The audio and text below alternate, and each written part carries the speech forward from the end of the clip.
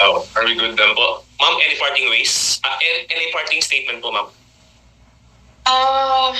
Yes, opo, JC, nagpapasalamat ako sa iyo, sa Office of the Vice President, dahil sa inyong pagtutok sa inyong mga sariling trabaho dyan.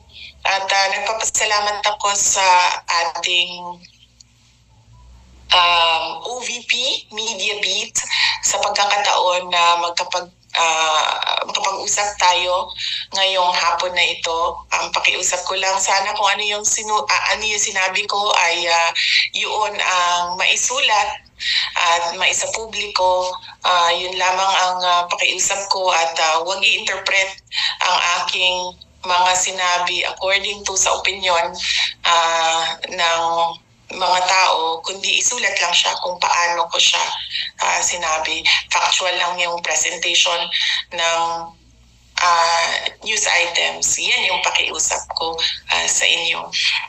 At nagpapasalamat ako sa ating mga kababayan sa pagpapakita ninyo ng suporta sa ating dating Pangulong Rodrigo Duterte.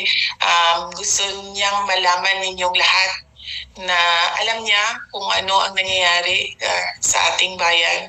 At sinasabi niya lagi na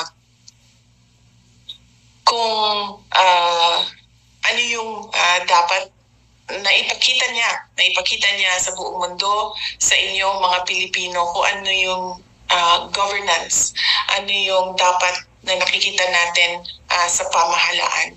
At yun ang i-demand natin lagi sa ating mga opisyal ng gobyerno. Ulitin ko, aking pagpapasalamat sa inyong lahat. Magandang hapon po.